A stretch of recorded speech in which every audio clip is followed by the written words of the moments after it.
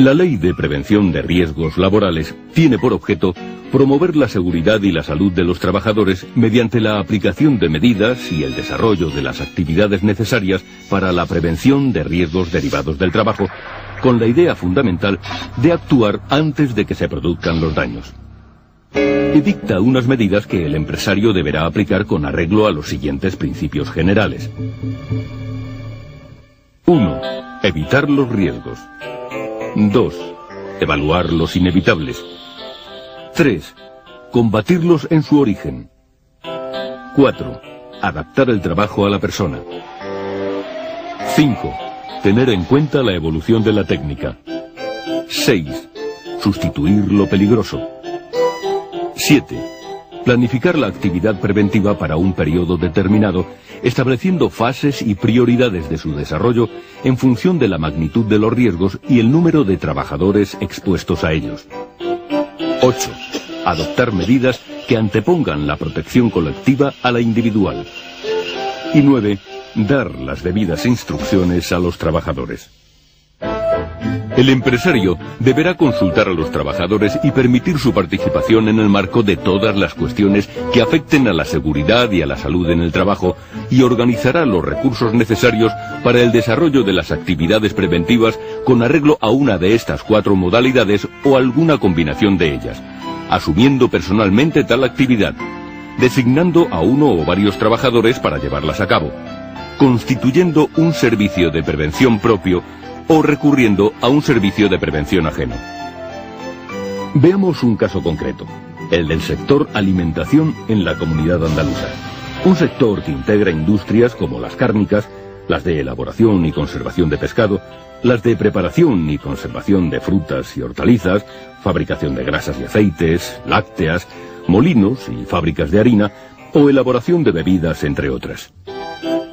En este sector, los accidentes más comunes son, por este orden, los producidos por sobreesfuerzos, casi una cuarta parte del total, golpes por objetos o herramientas, caídas de personas al mismo nivel, atrapamiento por o entre objetos, caídas de personas a distinto nivel y pisadas sobre objetos, existiendo asimismo otras situaciones de riesgos tales como la exposición a riesgos biológicos e higiénicos, que aun no teniendo la cuantificación de las anteriores, sí tienen una importancia cualitativa elevada. Pero veamos con detalle algunos de estos factores de riesgos y con qué condiciones mínimas de seguridad evitarlos, agrupándolos en 5 grandes apartados. A. Riesgos derivados de la manipulación manual de cargas. B. Riesgos de caídas al mismo o distinto nivel. C. Riesgos derivados de los equipos de trabajo. D. Riesgos de exposición a contactos eléctricos. Y E. Riesgos derivados de la exposición al ruido. A. Riesgos derivados de la manipulación manual de cargas. En este apartado, los factores de riesgos más comunes son 4. 1. Una carga demasiado pesada, o demasiado grande, o difícil de sujetar. 2. Un esfuerzo físico demasiado grande o realizado cuando el cuerpo está en posición inestable. 3. Un esfuerzo físico demasiado frecuente o prolongado en el que intervenga en particular la columna vertebral. Y 4.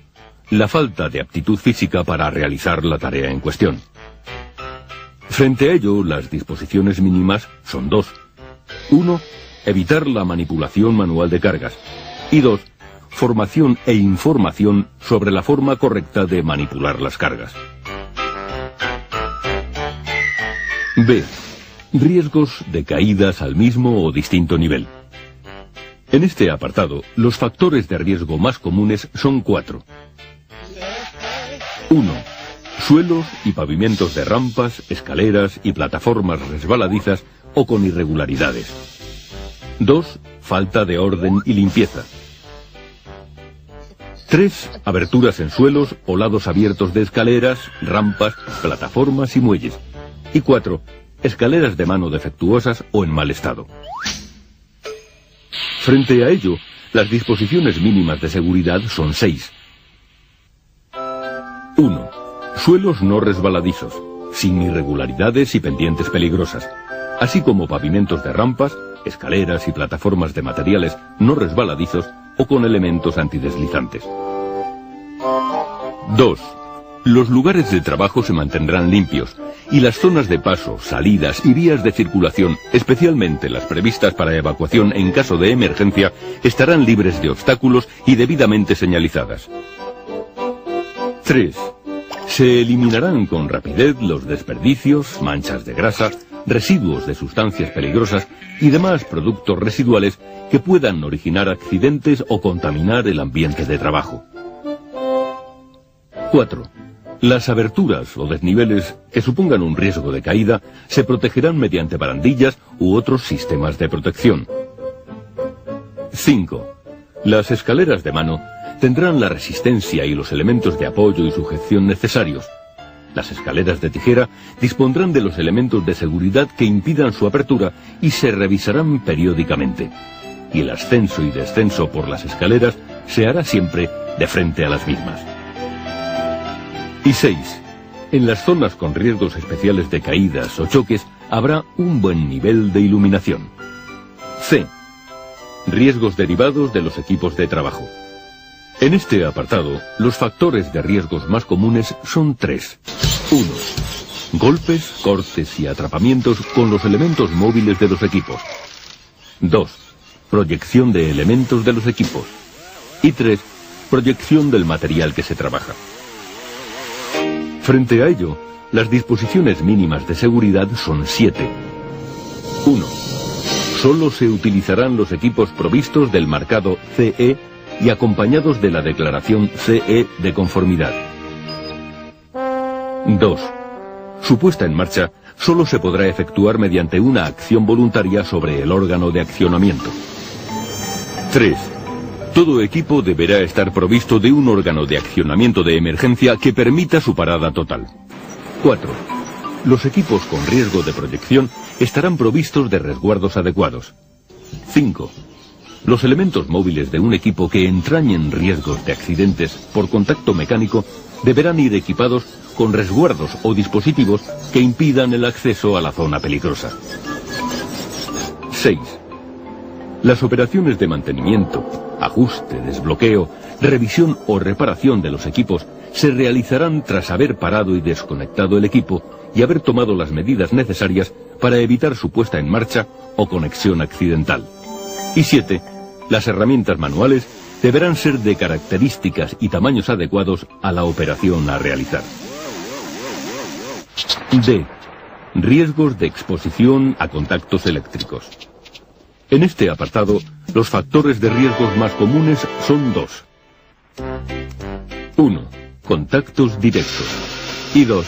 Contactos indirectos. Frente a ello, las condiciones mínimas de seguridad guardan relación con lo dispuesto en la normativa específica sobre instalaciones eléctricas, a saber, 4 normas esenciales. 1. Las instalaciones eléctricas no deberán entrañar riesgos de electrocución.